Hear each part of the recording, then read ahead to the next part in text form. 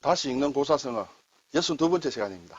이번 시간은 우리가 잘 쓰죠. 아전인수, 아전인수란 말을 많이 쓰는데 사실은 제가 이 말은 안 다루려고 생각했었어요.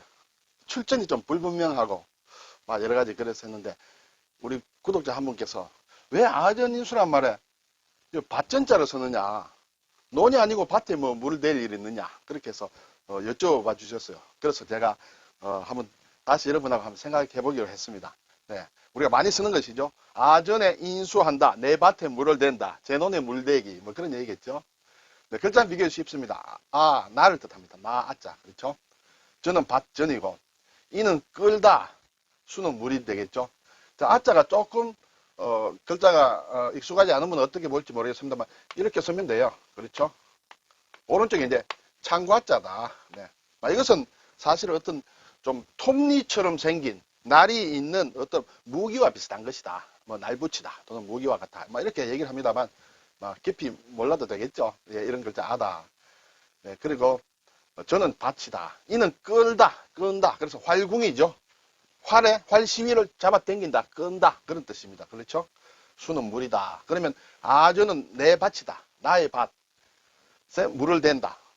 왜 밭에 물 댈 일이 있어? 물론 밭에 물을 뿌릴 수도 있겠지만 일반적으로는 논에 물을 끌죠. 그렇죠? 제 논에 물 대기 우리가 얘기하듯이. 근데 그래서 이거에 대해서 왜 논이 아니라 왜 밭을 쓰느냐 하는 것. 그리고 어디에서 나온 말인가? 중국이냐? 우리냐? 일본이냐? 그것이 좀 문제가 되겠습니다. 한번 살펴볼까요? 제가 조금 살펴봤습니다. 네. 자, 우선에 우리 국어 사전에 나와 있는 낱말 그대로 보면 자기 논에만 물을 끌어댄다. 그렇죠? 아전인수. 그리고 이제 조금 발전하면 자신의 이익만을 생각하는 이기적인 행태를 꼬집는 말이다. 그렇죠? 자기만 유리하게 하도록. 예, 그렇게 하는 것이다. 그렇게 되면 이제 좀 반대로 할 수 있는 사자성어는 역지사지다. 역지사지. 입장을 바꾸어서 생각해 본다. 그렇죠? 내 입장만 생각하지 않고 남의 입장, 상대방의 입장이 내가 입장이 바뀌었을 때는 어떨까? 그렇게 좀 반대되는 사자성어를 할 수 있습니다. 그리고 이제 요즘은 원래 뜻은 이런데 요즘은 이렇게도 많이 쓰죠. 자기에게 유리한 대로 해석을 한다. 예. 그래서 아전인수격으로 해석한다. 어떤 일이 터졌을 때 자기에게 유리하도록 뭔가 해석하는 것. 예, 그렇게 해서 우리가 아전인수격 해석이라 한다. 비슷한 말로는 견강부회다. 억지로 끌어다 맞추는 것. 그렇죠? 궤변이다. 이렇게 될 수도 있습니다. 자, 이것을 우리가 잘 아는데 출전이 어디냐? 어디에서 나왔느냐? 네. 한자를 쓰는 동양 삼국이 어디냐? 제가 현재까지 살펴본 바로는 일본에서 나온 말이다. 그렇게 되겠습니다. 그래서 일본의 자료를 좀 봤습니다. 우리나라 물론 인터넷에서 봤습니다만 출전이 나와 있지 않아요. 그래서 일본 에도 시대에 이제 이런 말이 있겠죠. 물론 우리도 논농사를 짓고 중국도 짓고 일본도 짓습니다. 논농사를 하기 위해서는 반드시 물이 필요하겠죠. 그러다 보면 그 논농사를 짓는 농부들 사이에 서로 물을 대고 싶어 하겠죠. 그렇지만 논이라는 것이 연결이 돼 있고 또 여러 사람들이 이렇게 소유권이 있기 때문에 모두가 나와서 물을 댈 수는 없으니까 어떤 대표를 물을 관리하는 사람들을 이렇게 대표로 만들겠죠. 그 대표가 자기 논에만 유리하게 물을 대는 것은 인지상정이다. 그래서 가만히 보니까 저 사람은 자기 논을 우선 채우고 남한테 준다. 이런 게 나오겠죠. 그렇게 되면 내 논에 물을 댄다라는 식의 표현은 세상 사는 사람 곳에 어디서나 나올 수 있다 이것이죠. 그런데 어쨌든 이런 말이 있었다. 우리나라도 있었겠죠, 사실은.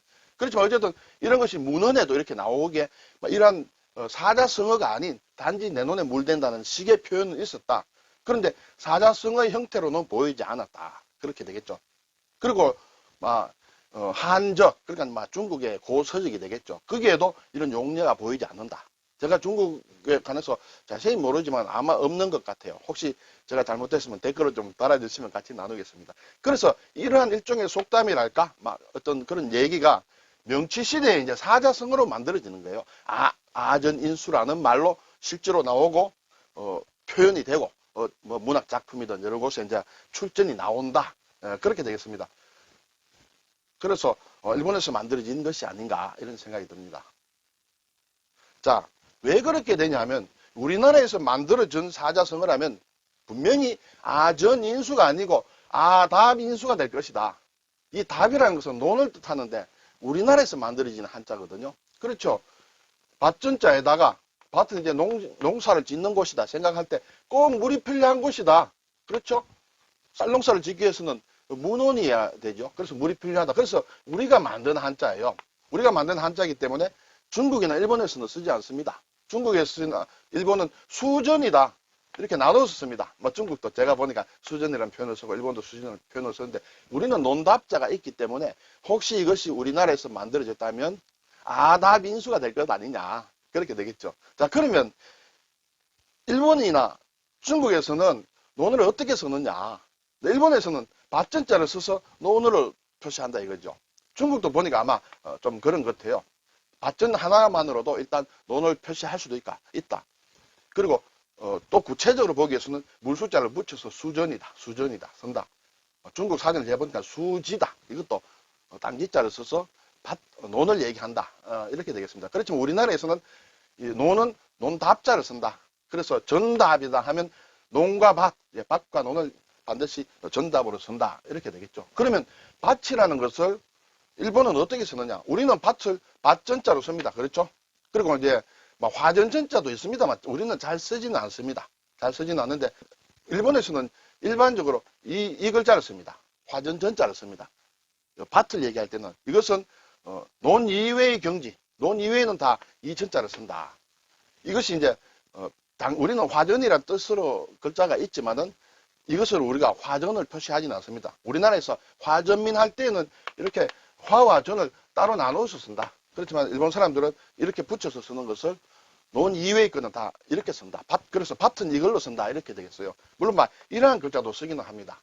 네, 그래서 이것은 일본에서 만들어진 그러한 사자성어다라는 그런 일단 잠정적인 결론을 그렇게 내리겠습니다. 근데 일본은 이게 서해진 문헌이 있습니다. 근대 명치시대. 그러면 이게 우리가 만든 거다 할 때는 우리나라 문헌에서 좀 찾아봤으면 좋겠어요. 네. 자, 오늘 아전인수, 네. 제논의 물대기, 자기에게 유리하게 하기 또는 자기에게 유리한 대로 해석하기 그렇게 되고 밭전자가 쓰인 이유에 대해서 제 나름대로 말씀을 드렸습니다. 감사합니다.